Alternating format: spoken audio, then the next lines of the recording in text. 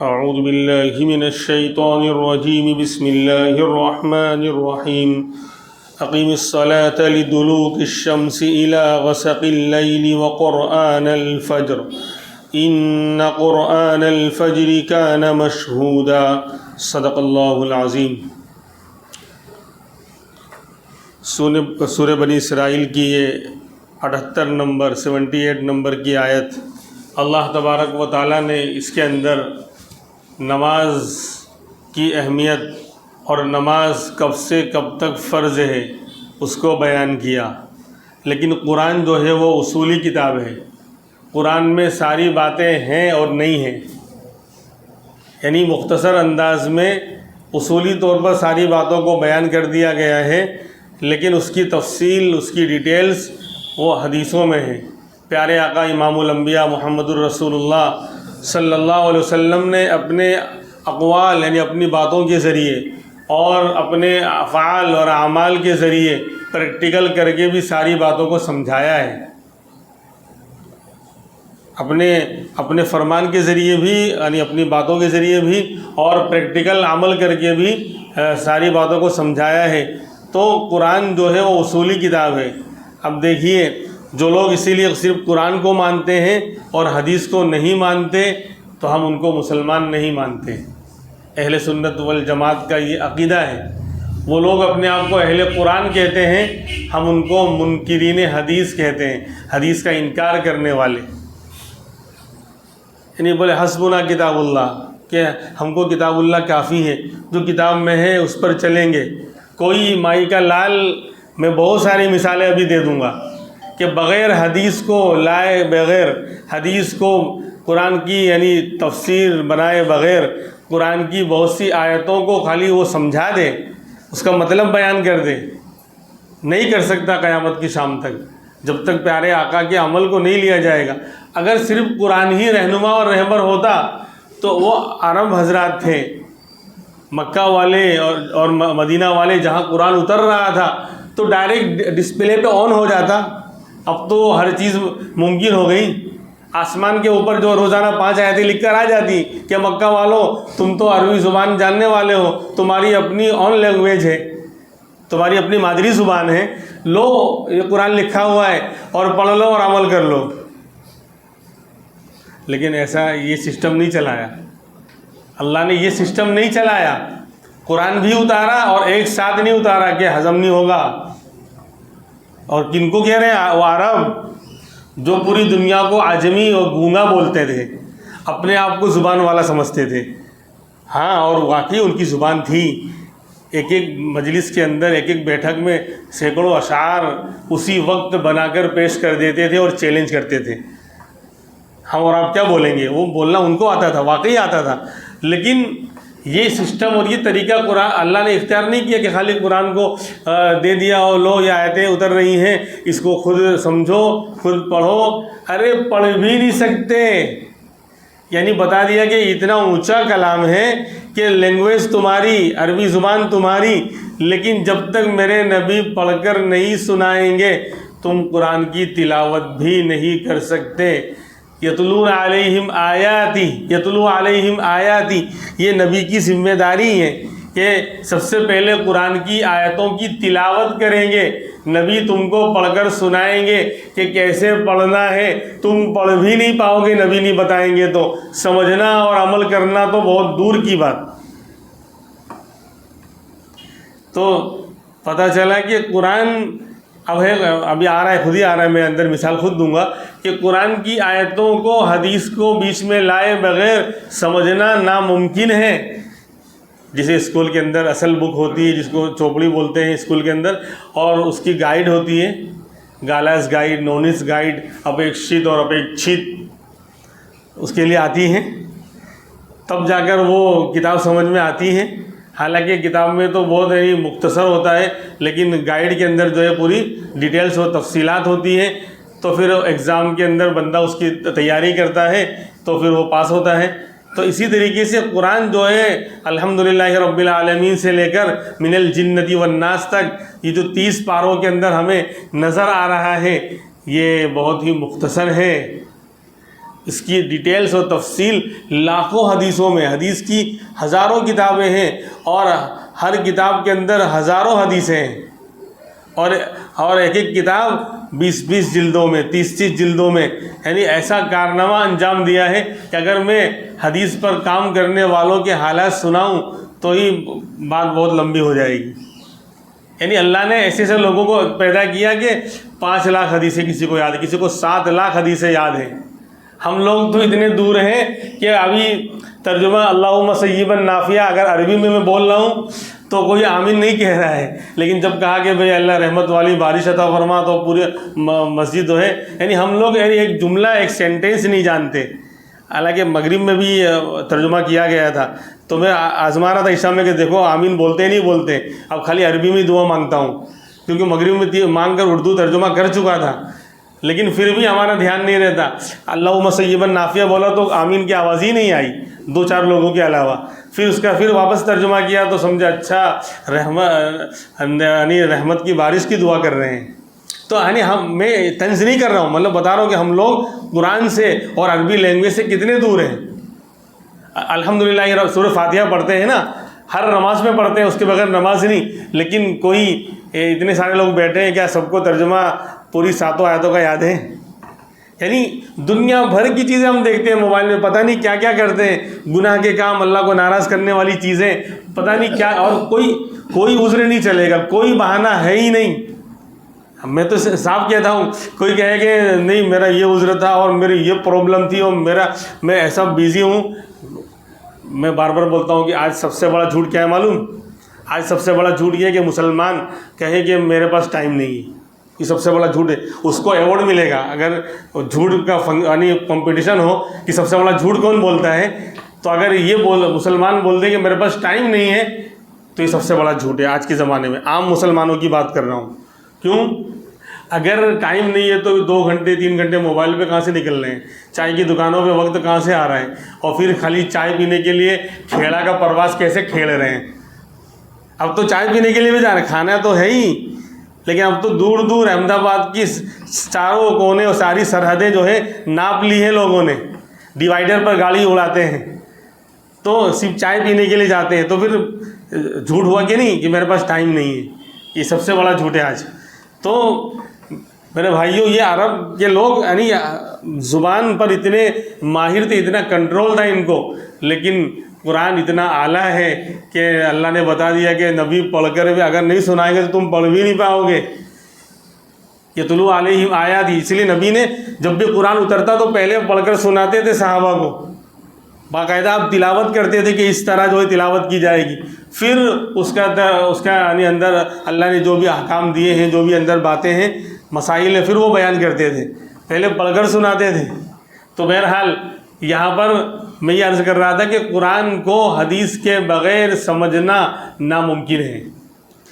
قرآن کی آیت آ رہی دیکھیے، اقیم الصلاۃ لدلوک الشمس الی غسق اللیل وقرآن الفجر۔ یہ ایک آیت اتنی ہے کہ اس پر کئی ہفتے گزر سکتے ہیں، لیکن ہم بائی پاس سے گزریں گے، اندر گاؤں میں بستی میں نہیں جائیں گے، بائی پاس سے گزر جائیں گے۔ اقیم الصلاۃ، نماز قائم کرو، نبی کو حکم دیا جا رہا ہے، اے نبی اقیم الصلاۃ، نماز قائم کرو۔ یہ نہیں کہہ رہے نماز پڑھو، نماز قائم کرو۔ نماز پڑھنا اور ہے، نماز قائم کرنا اور ہے، اس میں ہم نے کبھی نہیں کیا غور ہے، اور خواہ مخواہ پھر کرتے ہم شور ہیں۔ تو نماز پڑھنا اور ہے اور نماز قائم کرنا اور ہے۔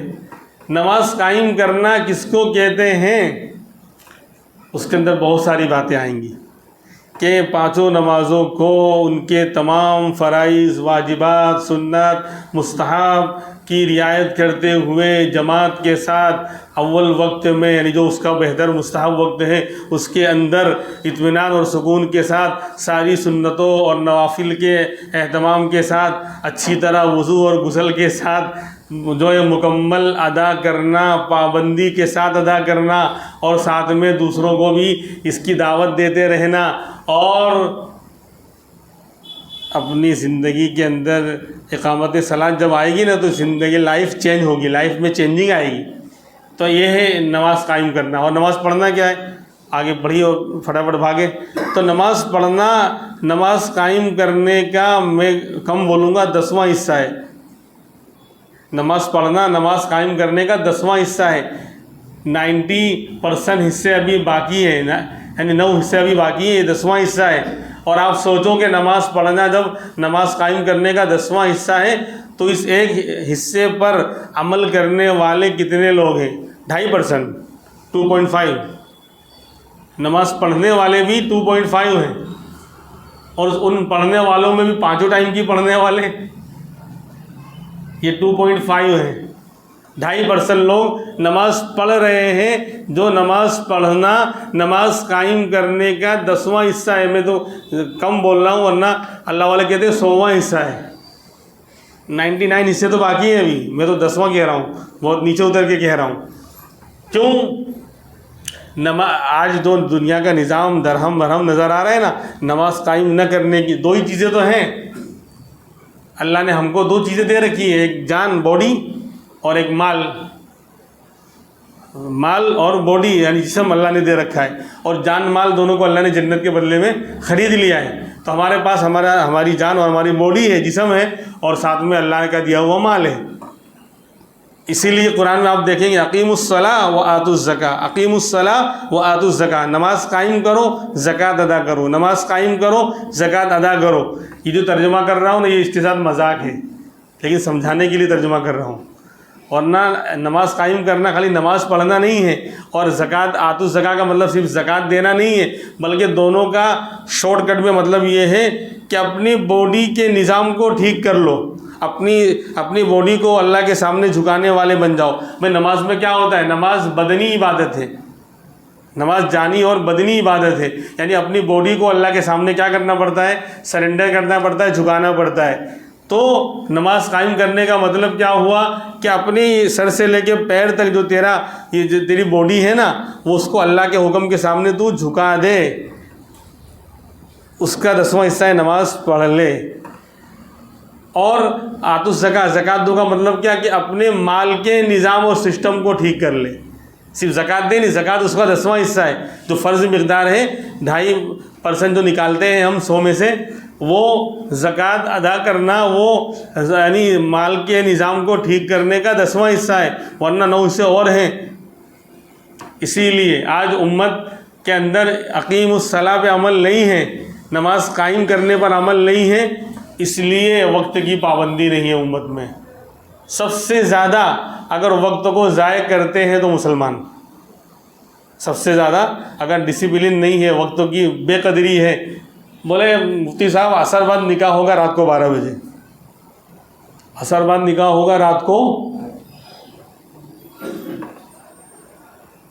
عصر بعد رات کو 12 بجے، بولے تو تھوڑا سا لیٹ ہو رہا ہے، بس زیادہ تھوڑی ہو رہا ہے. عصر بعد 6 بجے اور رات کو 12 بجے 6 گھنٹے کا ڈیفرنس ہے. وہ کہتے تھوڑا بہت اتنا تو چلتا ہے نا. اب وہ شادی بیاہ میں تھوڑا چلا لینے کا، تو یہ تھوڑا چلانے کا 6 گھنٹے ہو گئے، وہ تھوڑا ہے. کیوں؟ اقیم الصلاۃ پہ عمل نہیں تو وقت کی اہمیت آ ہی نہیں سکتی، اور وقت کا پابند بندہ بن ہی نہیں سکتا. آپ بولو گے بہت سے لوگ نماز پڑھتے ہیں وہ بھی پابند نہیں، تو پڑھ رہے ہیں، اقیم الصلاۃ پہ عمل نہیں کر رہے ہیں. وہ میں نے بتایا نا کہ 2.5% لوگ صرف نماز پڑھ رہے ہیں، اقیم الصلاۃ پہ. اسی لیے آج کے زمانے میں وقت کی پابندی کرنے والا بیوقوف ہے. وہ ہر جگہ بیچارہ وقت پر پہنچ کر بیوقوف بن کے کھڑے رہتا ہے، کوئی آیا ہی نہیں. کہیں بھی آپ دیکھ لو، کسی بھی فنکشن میں، کسی بھی جو ہے اجتماع میں، کسی بھی تقریب میں جو ہے جو وقت کی پابندی کر رہا ہے وہ بیوقوف ہے. کیوں؟ وہ پہنچ جائے گا وقت پر تو اور لوگ آ ہی نہیں رہیں گے. یعنی وقت کی بولے 5 منٹ میں پہنچ رہا ہوں، بولے کہاں ہے؟ بولے ابھی فتح والی سے نکلا ہوں. تو بھائی تو ہے نا اسپیشل جو ہے کیا کہتے ہیں پلین لے کر بھی آئے گا تو بھی 5 منٹ میں پہنچ ہی پائے گا، لینڈنگ میں ٹائم لگ جائے گا. یعنی جھوٹ، وقت کی قدر ہی نہیں ہے، اس لیے جھوٹ. تو یہ کیوں ہے اقیم الصلاۃ پہ عمل؟ اس لیے نظام درہم برہم ہے. یعنی دیکھ لو، میں بار بار جمعہ میں بولتا رہتا ہوں، شادی بیاہ کے موقع پر دیکھ لو، نہ دوپہر کے کھانے کا نظام ٹھیک ہے، نہ رات کے کھانے کا نظام ٹھیک ہے. کیوں؟ اقیم الصلاۃ پہ عمل نہیں ہے. اس لیے نظام درہم، یعنی نہ الا الذین دوپہر کی شادی میں دیکھ لو 3-4 بجے لوگ کھانا ملتا ہے. اور جو بیچارہ دولہا ہے تو اس نے سب سے بڑا جرم یہی کیا ہے کہ آپ کی بیٹی کو لینے آیا ہے, اس لیے بولے ہماری مہمانی چلے گی اس کے بعد آنا, تو یہ بھکاری ہے. آپ کی مہمانی چل رہی ہے تو یہ کون ہے؟ یہی ہے. اسی لیے تو سارا فنکشن ہے. اگر دولہا اور اس کے گھر والے نہ ہوتے تو شادی بیاہ ہے ہی نہیں. بولے بعد میں آنا, ابھی ہماری مہمانی چل رہی ہے. کیوں؟ یہ وقت کی پابند. اگر اقیم الصلاۃ پہ عمل ہوتا نا بھائی, ظہر کی نماز ادا کرنی, اس سے پہلے نکاح ہوگا یا ظہر میں نکاح ہوگا. سارا نظام یہ کوڈ ورڈ ہے. میں کتنی مرتبہ بول چکا ہوں, اقیم الصلاۃ کا مطلب نماز پڑھنا نہیں ہے, یہ کوڈ ورڈ ہے. اور ہر فیلڈ میں دنیا کے کوڈ ورڈ ہوتے ہیں, اس کا لفظی میننگ اور ترجمہ نہیں دیکھا جاتا. جیسے کرکٹ کے اندر ہر فیلڈ کا جو ہے کہ جگہ کا نام ہوتا ہے. سلپ میں کھڑے ہو جاؤ تو سلپ کا مطلب پھسلنے کے آتے ہیں, تو پھسلنے کی جگہ پھسلنا یہ کیا ہوتا ہے؟ بولے نہیں, وہ بال جو بیٹ سے پھسل کر پیچھے جائے گی نا تو وہ جگہ کا نام سلپ ہے, first and second and third. تو وہ کوڈ ورڈ ہے. لیگ سائڈ پہ کھڑے ہو جاؤ, لیگ سائڈ کا مطلب بولے پاؤں, لیگ کا مطلب پاؤں ہوتا ہے, تو لیگ سائڈ پاؤں کی سائڈ وہاں ترجمہ کرنے نہیں بیٹھیں گے. ایسے اقیم الصلاۃ یہ کوڈ ورڈ ہے. مطلب یہ ہے اپنے باڈی اور جسم کا نظام ٹھیک کر لو, اور یہ نماز پر مشق کرنے سے ہی سب آئے گا. وقت کی پابندی بھی آئے گی اور ڈسپلن بھی آئے گا, سنجیدگی بھی آئے گی. ہاں, اور دوسرا کہ ماننے کا جذبہ آئے گا. یہ سب یہ اقیم الصلاۃ پہ عمل ہوگا نا. آج ہر کوئی منوانا چاہتا ہے, میری سنو, میری مانو, چھوٹا ہو بڑا ہو, سمجھے, ہر کوئی منوانا چاہتا ہے کہ میری مانو, میں نہیں مانوں گا. اسی لیے آپ لوگ اور ہم لوگ سنتے رہتے ہیں اور کہتے رہتے ہیں نا کہ ہمارا کوئی لیڈر نہیں ہے. مسلمانوں کا کوئی لیڈر نہیں ہے. نافرمان قوم کا کوئی لیڈر بن ہی نہیں سکتا, قیامت کی شام تک نہیں بن سکتا. جو قوم جو اپنے گھر میں بڑے بھائی کی نہیں مانتی, باپ کی نہیں مانتی, تھوڑا پر نکل گئے, کمانے لگا, تو اب وہ بڑے بھائی کو نہیں دیکھ رہا ہے اور باپ کو نہیں مان رہا ہے, تو وہ باہر کیا کسی کو مانے گی؟ کیوں؟ اقیم الصلاۃ پہ عمل نہیں. اس لیے یعنی یہ مذاق تھوڑی ہے قرآن, میرا اور آپ کا بنائی ہوئی کتاب تھوڑی. ہم بہت دور ہو گئے قرآن سے کہ میرا اور آپ کا بنایا ہوتا ہے, بولے پتہ نہیں اس کے اندر زیادہ کوئی تفصیل نہیں ہے, زیادہ اس کے اندر میننگ چھپے ہوئے نہیں ہے. یہ خالق کا کلام ہے, ہر بات گھوم کر ادھر ہی آئے گی. کیوں؟ قرآن تو بہت مختصر کتاب تھی, پھر اس کے اندر اور جو مختصر کتاب ہوتی ہے اس میں شارٹ کٹ میں بات کی جاتی ہے. آپ کو معلوم ہے, جو لوگ اسکول کالج گئے وہ جانتے ہیں کہ جو مختصر اور شارٹ کٹ کی کتاب ہوتی ہے اس کے اندر بات بہت مختصر کی جاتی ہے, شارٹ میں نمٹا دیا جاتا ہے. لیکن آپ دیکھو کہ قرآن میں اقیم الصلاۃ وآتوا الزکاۃ یقیمون 32 مرتبہ تو دونوں ساتھ ساتھ آئے ہیں, اور الگ الگ تو اور اس کے علاوہ ہیں. 32 ٹائم جو ہے دونوں ساتھ میں قرآن نے. کیوں؟ بتانا چاہتے ہیں کہ اس کا ترجمہ نماز پڑھنا اور زکوٰۃ دینا نہیں ہے. اپنے جسم کے نظام کو ٹھیک کر لو اور اپنے مال کے نظام کو ٹھیک کر لو. یہ دونوں نظام ٹھیک ہو جائیں گے, دنیا مسلمانوں کے قبضے میں ہوگی. جب تک نہیں ہوگا کچھ نہیں ہوگا. تو آج یہ کہتے ہیں نا ہمارا کوئی لیڈر نہیں ہے, ہمارا کوئی بڑا نہیں ہے. کہاں سے ہوگا؟ نافرمان قوم کا کوئی بڑا بن ہی نہیں سکتا. دیکھو نماز کے اندر کیا ہوتا ہے, ہم نے کسی کو امام بنا دیا اپنا, ہم سے چھوٹا ہے عمر میں, اور بہت سی مرتبہ علم میں بھی چھوٹا ہوتا ہے, مال میں بھی کم ہوتا ہے, لیکن امام بنا دیا تو اس کے سامنے سرنڈر ہو جاتے ہیں, اس کی مانتے ہیں. وہ بولتا بھی نہیں کہ رکوع کرو, پھر بھی رکوع میں چلے جاتے ہیں. اللہ اکبر, رکوع میں چلے گئے. اللہ اکبر, سجدے میں چلے گئے. کیسی ڈسپلن ہے اور کیسا ماننا ہے. ایک ہی صف میں جو ہے فقیر, مالدار, چھوٹا, بڑا, اونچے خاندان والا اور چھوٹے خاندان والا, سب کھڑے ہو گئے ڈسپلن کے ساتھ, ایک وقار کے ساتھ. اور امام کیوں بالکل فالو کر رہے ہیں 100%. وہ نہیں کہہ رہا ہے کہ رکوع کرو بھائی, لیکن کیسا مان رہے ہیں, کیسا ڈسپلن ہے. اور اگر امام صاحب سے غلطی ہو گئی اور وہ سجدے سو کر رہے ہیں تو ہم بھی کرتے ہیں. یہ نہیں بول رہے کہ امام صاحب تم نے غلطی کری, ہم تھوڑی کریں گے, ہم بیٹھے ہیں, تم سجدے سو کرو. نہیں, بولے ہو سکتا ہے کہ ہماری وجہ سے جو ہے امام کو بھول پڑی ہو, اس لیے وہ بھی ہم بھی سجدے سو کرتے ہیں. کیسا ہے نہیں مانتے ہیں. کیوں؟ تو نماز میں سکھایا گیا کہ کسی کے پیچھے چلنا سیکھو, وقت کے پابند بنو, تو اقیم الصلاۃ پر عمل ہوگا تو یہ باتیں آئیں گی, ماننے کا جذبہ آئے گا. پھر یہ نہیں بولیں گے ہمارا کوئی لیڈر نہیں ہے, نافرمان قوم کا لیڈر تو بہت سارے ہیں لیکن قوم ماننے کو تیار نہیں ہے. کیوں؟ ہر اللہ والے کو یا بڑوں کو لوگ جو ہے وہ اس طرح دیکھتے ہیں جس طرح پہلی رات کی دلہن, یا نبیوں کی طرح معصوم دیکھتے ہیں. کہ بالکل معصوم ہونا چاہیے بالکل. بھائی انسان ہے، اگر 1000 خوبیاں ہیں تو 2-4 برائیاں بھی اس کے اندر ہوں گی، خامیاں بھی ہوں گی، لیکن نہیں فلاں حضرت میری نگاہ سے گر گئے. تیری نگاہ ہے کیا بھائی؟ فلاں حضرت اگر وہ اللہ ان سے کام نہ لیتا تو ان کو اتنا بڑا ہی نہ بناتا. کوئی بھی بڑا ہمارا عالم ہے، کوئی بھی بڑا ہے دین کا رہبر ہے تو اللہ نے ویسے ہی رہبر نہیں بنا، ورنہ اللہ سائڈ میں کر دے ہوئے. اگر ان کے اندر اچھائیاں نہ ہوں، اور دشمن تو لگا ہی ہوا ہے، میڈیا تو لگا ہی ہوا ہے بدنام کرنے کے لیے، تو ہم بھی ان کی رو میں بہ جاتے ہیں. کسی بھی ہمارے بڑے عالم کو یا بڑے لیڈر کو کسی بھی طرح یعنی وہ بدنام کرتے ہیں تو اس جو ہے کیا کہتے ہیں سازش کے اندر مسلمان بھی یعنی آ جاتے ہیں اور بولتے ہیں ہاں وہ یہ تو بیکار آدمی ہے. یعنی میڈیا کی بات سن کر، اور باقاعدہ وہ تو پلیٹ فارم کریٹ کیا جاتا ہے، تیار کیا جاتا ہے، وہاں پیسوں کی بنیاد پر جو ہے خرید کر وہاں بٹھایا جاتا ہے، پھر ان سے ڈیبیٹ ہوتی ہے.